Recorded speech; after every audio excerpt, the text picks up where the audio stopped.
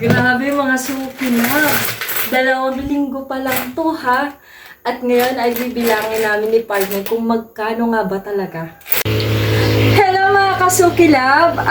Ngayon kasi nagkulang ako sa mga barya. Kaya naisipan ko na buksan yung aming piso wifi. At ito nga yung lagayan namin sa barya ng piso wifi namin. Ngayon, titingnan natin kung magkano nga ba yung kinita ng piso wifi namin sa 2 linggo. 2 linggo na kasi kami hindi nag-harvest. Tara, i-check natin kung magkano.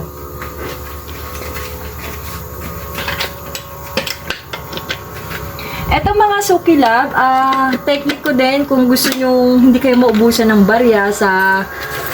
Wow, parang medyo madami no? Ang dami na! Grabe, ang dami. Ayun mga suki love, eto lang, tip ko lang sa inyo para hindi kayo maubusan ng barya sa ano no, sa tindahan nyo. Magpalagay din kayo ng piso wifi. Bukod kasi itong mga suki love ko, itong piso wifi ay nakakahintaya ko sa mga customer. Sa mga, yung mga naglalaro ng mga online games. Tapos, bukod doon, itong piso wifi kasi mga suki love ko, pag may nagka-cash out sa inyo, nagka-cash in sa inyo, at mahina yung kanilang data, or wala silang load, pwede silang maghulog dito. Kaya, isa din sa income yun ng tindahan. Wala, grabe, ang dami. Ang dami, grabe. Nangangalahati na siya. Ito mga sukalab ko, mapapansin nyo dito sa mga baryang kinukuha ko, walang tagpipiso. Kasi nga po, pag nagpalagay ka din ng ganitong piso wifi at yung customer mo isunod-sunod ang paghulog ng piso, nagkaka-error po yung system. So ngayon, ang ginawa namin ay kinat namin yung tagpipiso. Pero kung tingnan nyo, madami pa rin talaga ng nagpipiso wifi. Grabe ang bigat. Ika lang. Ang dami. Ang dami ng barya. Halos mapupuno na. 2 linggo pa lang to mga suki love ko ha. Kaya kung gusto nyo magkaroon ng extra income sa tindahan nyo, magpalagay na kayo ng piso wifi. Kasi hindi nyo na po problemahin monthly yung bill nyo sa wifi nyo. At magkaka-extra income kayo at saka hindi kayo magkaka-problema na sa barya. Kasi dito pa lang, Diyos ko, ang daming barya. Tingnan nyo naman, halos mapuno na itong ano ko. Lagayan ko ng piso wifi. Tara na mag-Jollibee. Pwede na. Pang-Jollibee na natin yan. Ayun. Alam nyo, laking tulong talaga ng piso wifi mga suki love ko. Kaya, magpalagay na rin kayo ng piso wifi sa tindahan nyo. Kasi alam niyo mga suki love, isa rin to sa nakatulong sa amin dito sa tindahan namin kung bakit mas mabilis namin napalugo yung tindahan namin dahil nga dito sa piso wifi.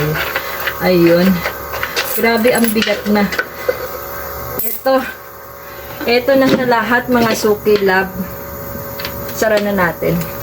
Tingnan nyo naman, ang dami. At ngayon ay bibilangin natin kung magkano nga ba ang mga to.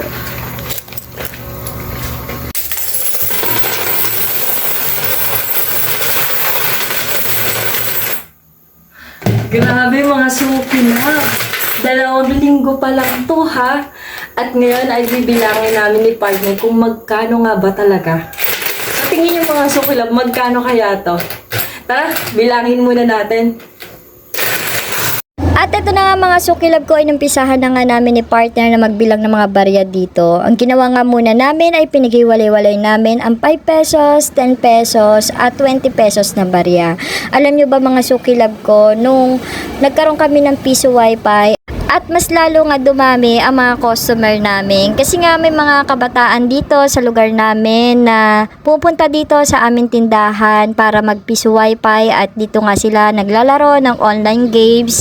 At habang naglalaro nga sila mga suki love ko, ay bumibili din sila sa tindahan namin.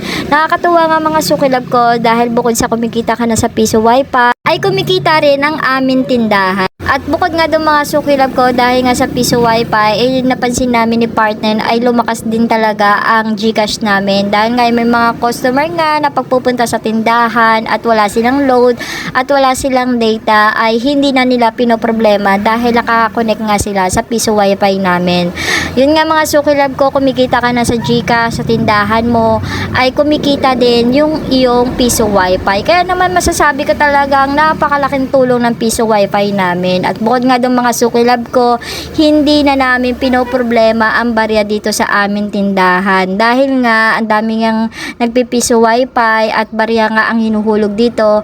Kaya naman pag nagkukulang kami sa barya, ay binubuksan na namin ang aming piso wifi. At ito nga mga sukilab ko, ng oras na nga to, ay nagkulang na nga ang barya sa aming tindahan. Kaya naisipan na namin ni partner na buksan na ang piso wifi. At ito nga ay nagulat kami na ganito na pala kadami yung mga naipong barya dito sa aming piso wifi. Kaya kayo mga sukilab ko, kung gusto nyo may extra income ay mag piso wifi na rin kayo. Sigurado talagang hindi kayo magsisisi sa pagpapakabit neto. At ng mga oras na nga itong mga sukilab ko ay patapos na kami magbilang dito ni partner. Kaya naman pinatas-patas na namin yung mga tagli 5 piso, 10 pesos at 20 pesos para mas mabilis na lang namin mabilang. At ito na nga mga sukilab ko. At eto na nga yung kinita ng aming piso wifi mga sukilab ko ng 2 linggo. At eto nga sa linya dito, kada linya dito ay tago 1,000. So 1,000, 2,000, 3,000. Tapos etong tag 20 ay tago 100. 1, 2, 3, 4, 5, 6. So 3,600 at etong natira dito tagpa 5 ay 50 pesos. Diba? Tapos may 5 pesos at may nakalusot na 2 pesos. So ang pinaka total ng aming kinita sa piso wifi ng 2 linggo ay 3,657. Diba mga sukilab? Saan mo kukunin yon? At kung nagtataka kayo, bakit ganun kalaki? Kasi nga dito sa lugar namin mga sukilab ko, kahit may mga wifi na sila sa kanya-kanyang bahay, ay may mga iilan pa rin bahay na wala pa rin silang wifi. At kahit na may wifi na sila, yung iba dumadayo dito sa aming tindahan dahil dito sila naglalaro ng mga online game na magkakasama sila. So yung piso wifi namin ay malakas din yung net niya, kaya naman yung mga naglalaro ay hindi sila nagkakaproblema sa lakas ng signal. Ayun mga sukilab ko, at sabi ko nga sa inyo, dito sa aming tindahan ay malakas din yung GCash. So ngayon, yung mga customer na nag-GCash sa amin ay pag wala silang load at wala silang net, ay ang ginagawa talaga nila ay naguhulog sila sa piso wifi namin. Kaya yun ang kinaganda mga sukilab ko. Kumikita ka na sa GCash mo, kumikita ka na sa tindahan mo, at kumikita din yung piso wifi mo. Kaya yung mga sukilab ko, kaya kung wala pa kayong piso wifi sa tindahan nyo, ano pang hinihintay nyo? Magpakabit na kayo para magkaroon kayo ng extra income. For today's video ay hanggang dito na lang. Bye-bye! Bye-bye!